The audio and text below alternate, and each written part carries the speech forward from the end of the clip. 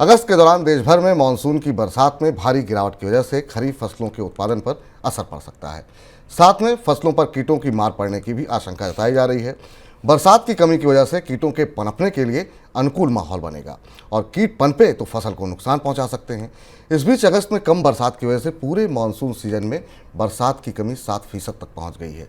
1 जून से 24 अगस्त तक देश भर में औसतन 605 मिलीलीटर बरसात हुई है, जबकि सामान्य तौर पर इस दौरान 650 मिलीलीटर की बारिश होती है।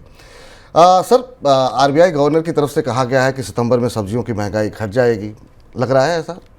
रिजर्व बैंक गवर्नर की चुनौती काफ़ी बड़ी है। हालांकि रिजर्व बैंक गवर्नर के बयान से ऐसा लगता है कि उन्हें लग रहा है कि सब्जियों की महंगाई में कमी आएगी, लेकिन जो अगस्त में मानसून की ट्रेजेक्ट्री है, मानसून का स्वभाव है, बहुत कुछ इस बात पर निर्भर करेगा कि आने वाले दिनों में बारिश कैसी होती है उन इलाकों में, क्योंकि कई सारी फसलें इस समय मेच्योरिटी के करीब जाती हैं। और जैसी बात आपको विपुल ने बताई, वो शायद इस साल की सबसे बड़ी चिंता है। मौसम में बदलाव के कारण और मेच्योरिटी के दौरान, पकने के दौरान बारिश न होने के कारण कई जगह इस बात का रिस्क है। पेस्टिसाइड्स के आंकड़े भी बता रहे हैं, उसकी डिमांड के आंकड़े भी बता रहे हैं कि अरहर, पैडी, दालें, कई और कॉटन, कई सारी ऐसी फसलें हैं जिनमें अब उनकी ईल्ड और उत्पादन पर असर पड़ सकता है। उसमें तमाम तरीके की कीटों के असर के कारण भी उत्पादन में कमी आ सकती है। आरबीआई गवर्नर ने ये बात कही कि सब्जियों की आपूर्ति बेहतर होने की संभावना है। सितंबर में सब्जियों की महंगाई कम होगी, लेकिन बाकी जो बास्केट है पूरी फूड इन्फ्लेशन की, उसमें कोई बड़ा बदलाव होता नहीं दिखाई दे रहा है।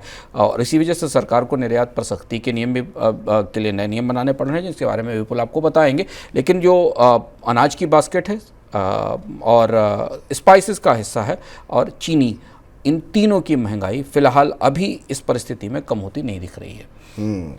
और जैसा भी बताया अंशुमान जी ने कि अब खाद्य वस्तुओं के निर्यात को लेकर के सरकार की सख्ती लगातार बढ़ रही है। गेहूं, चावल और प्याज के बाद सरकार चीनी के निर्यात पर भी सख्ती कर सकती है। रिपोर्ट में कहा गया है कि चीनी वर्ष 2023-24 के दौरान चीनी निर्यात पर लगा प्रतिबंध हटने की संभावना फिलहाल नहीं है। इस बीच प्याज के निर्यात पर 40% टैक्स को प्रभावी बनाने के लिए फ्लोर प्राइस तय करने की मांग की गई है। उधर संभावना ये भी है कि सरकार चावल निर्यात पर न्यूनतम निर्यात मूल्य लागू कर सकती है। सर, निर्यात रोकने से क्या वाकई महंगाई रुक पाएगी?